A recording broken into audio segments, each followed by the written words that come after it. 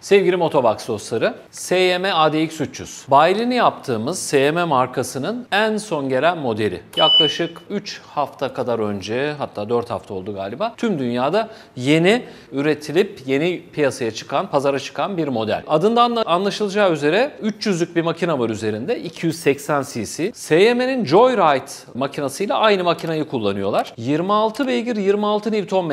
Bu arada 26 Nm torku da SYM'nin klasik özelliği, düşük devirde maksimum tork vermesiyle biliyorsunuz ünlü. 6000 devirde veriyor 26 Nm'yi. Bu da ne sağlıyor? Size arazi koşullarında, yokuşlu koşullarda rakiplerine göre daha az gaz vererek dengede durmanızı, iki kişiyle daha rahat kalkmanızı, sıkışık trafikte ya da engebeli bir arazide, çünkü ADX adından anlaşılacağı üzere adventure bir model, yani macera ruhuna sahip bir model. Düşük devirde maksimum torkunu vermesi de bu modellerde çok önemli. Şimdi 26 beygir, 26 Nm ADX 300'ü tanımlayan en önemli şeyler değil. Tabii ki güçlü bir motor var ama adventure ruhu demiştik.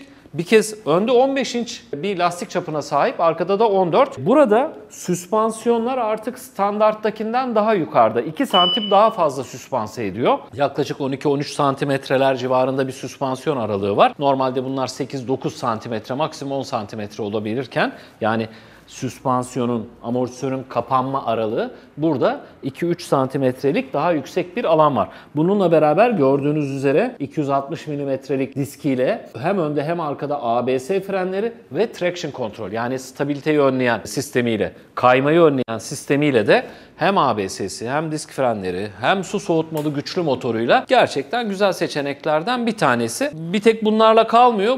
En önemli özelliklerinden biri, detaylarda göreceksiniz. Depo ortada. Bu tünel Joyride flat, düz bir alana sahipken burada tünelli bir yapı var. En önemli özelliklerinden bir tanesi 16 litrelik bir depo hacmine sahip olması. Burada platform Joyride'da dümdüzken burada platformun ortasında gördüğünüz gibi bir yükselti var. Tünelli yapı. Bu tünelli yapının nedeni, makine adventure bir scooter olduğu için burulmasını önlemek üzere biraz daha güçlendirilmiş. Bu nedenle de Joyride'da 186 kilogram olan ağırlık burada 200 kilo. Yaklaşık 14 kiloluk bir ağırlık farkı var. Bu burulmayı önleyici sistem için. Aynı zamanda bu tünel 16 litrelik bir depoya da izin veriyor ki bu sınıftaki en büyük depo. Büyük motosiklet deposu gibi bir depo. Bu neyi sağlıyor? Eğer uzun yola, hele de sürekli yakıt almak zorundaysanız, günlük kilometreniz yüksekse, bunu sürekli kullananlar bilirler. 7-8 litre, 9 litreler çok kullanıyorsanız eğer, uzun yolda ya da şehir içinde uzun süreler geçiriyorsanız gerçekten sürekli yakıt için benzinliğe girmeniz gerekiyor. Burada bir depoyla 600 kilometreye kadar gidebiliyorsunuz. Ortalama 3-3,5 litre yakıt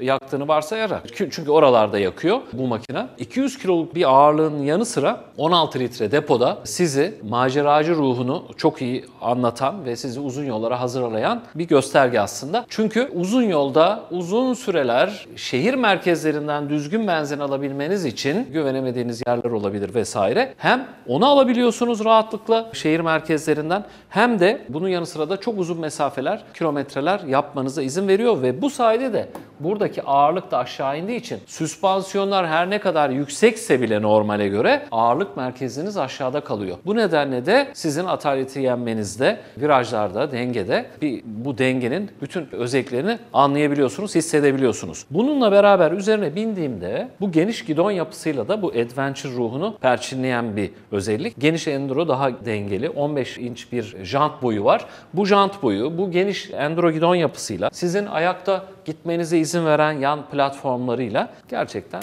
adventure ruhunu yansıtan bir makine. Ara ara alarm devreye giriyor. Sesini duyuyorsunuz. Çünkü anahtarsız çalıştırma var. Bununla birlikte ayrıntılarda göreceksiniz. Önde gerçekten büyük 9 inçlik bir TFT ekran var ve bu ekranda her şeyi görebiliyorsunuz. Bununla beraber bu ekranın yanında göreceksiniz şık, yani hem köprüde, gidonun köprüsünde, hem ön göğüste kullanılan çok kaliteli alyan cıvataları göreceksiniz. Bunların tüm nedeni yoldaki sarsıntılara, özellikle arazi şartlarında motoru sabitleyebilmek. Bunlar aynı zamanda depoda da var. Mesela Joyride'da onlar yokken, daha asfalt odaklıyken burada hem havuz yapısı cıvatalarla sabitlenmiş, hem ön platform gördüğünüz gibi göstergelerin bölümlerinde cıvatalar, herhangi bir düşmede vesaire sizi korusun diye aynı zamanda elcik korumaları. Bunların hepsi çok rahatlıkla sökülüp takılabilir olabilecek şekilde ve sabitlenebilen özelliklerle güçlü bir şekilde sabitlenmiş. Ön cam da aynı şekilde bir enduro yapısı, gördüğünüz gibi düz. Sizin kafanızı vesaireyi vurmamaya yönelik olarak, önünüzü rahat görmenize yönelik olarak düz bir yapı.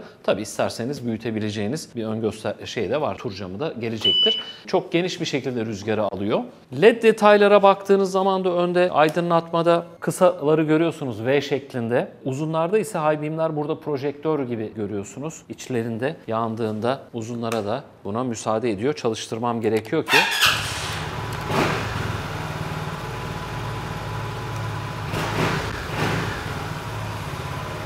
görüyorsunuz burada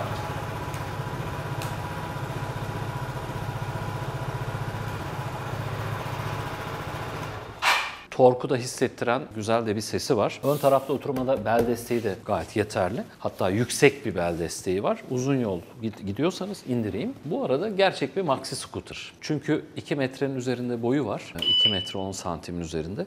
Ayaklarınız 81 milimetre. Yine de adventure için çok uzun değil. 83-84 milimetre olması bile beklenir. Yani 81 santim yükseklikle ben 1.77 boyumla her iki ayağımda rahatlıkla yere basabiliyorum. Dediğim gibi aslında yüksek bir makine fakat ağırlık merkezi aşağıda bir makine. Bunu üzerine binip baktığınız zaman hissedeceksiniz. Arkaya da çok rahat dayanıp ayağınızı uzattığınızda hem uzun yolda sizi rahat ettirebilecek hem engebeli arazilerde rahatlıkla üzerine kalkabileceğiniz, dik oturabileceğiniz yapısıyla. Arkada da yeterli. Normale göre aslında geniş de bir alan var. Üzeri kauçuk kaplı detaylarıyla çok sağlam, kolay kolay kırılmayacak işte arazide vesaire. Basamaklar da var arkadaki artçı için. Aynı zamanda bir tabii ki arkaya çanta taşıma demiriyle çantanızı takabileceğiniz, korumalarıyla çok rahat ellerinizi koruyabileceğiniz, 16 litre deposuyla şehir içindeki ideal örneklerden bir tanesi. Sadece şehir içi değil, günlük, 2 günlük, uzun yol seyahatlerinizde rahat yapabileceğiniz, 140 km hızlara rahat çıkacağınız ama ortalamalarda 110-120 km hızlarla rahat edeceğiniz. Özellikle bunu vurgulamak istiyorum. Joyride'da da, bu ADX'te de yerden yükseklik oldukça fazla, 20 santimin üzerinde. Bu nedenle kötü araziye girebiliyorsunuz. Zaten lastikleri de üzerindeki kendi lastikler çok Maxxis lastikler, çok güzel lastikler. Hem arazi hem asfaltta sizi yeterli bir şekilde tutacaktır. İyi lastikler. Biz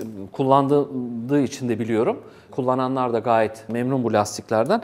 Bununla yüksekliğiyle beraber size yeterli yol tutuş sunacaktır. Vücut yapısı olarak da eğer bacak boyunuz kısaysa, yani üst bazen gövde daha uzun olabiliyor ya da kollar. Bacak boyunuz kısaysa çok rahat edeceksiniz. Özellikle bacak boyu kısa olanlarda bu şeyde şu alanın kısalığı çok rahat ettiriyor. Yani kendisini güvende hissedebiliyor bu alandan dolayı. Ama bu demek değil ki uzun boylular bunu kullanamıyor. İşte gördüğünüz gibi benim bacak boyum normale göre 2 santim daha uzun ortalamadan da rahatlıkla 1.77-1.78 çok rahatlıkla hareket ettirebiliyorum. Hem bu motosikleti satın alma opsiyonları için hem bunun yanı sıra bu motosikletleri kiralayabilirsiniz tüm seçenekleriyle kiralama şartlarını öğrenebilmek için. Bu yeni nesil motoru yakından görebilmeniz için sizi Motobox showroomlarına bekliyoruz. Bu arada yakından tanımak isterseniz biz burada keyifle size anlatırız. Bir de beğeni tuşuna basarsanız biz bu içerikleri daha fazla sizlere ulaştırabilmek için motivasyon sahibi oluruz. Hepinizi yakından tanımanız için bir kahve içinde Motobox'a bekliyoruz.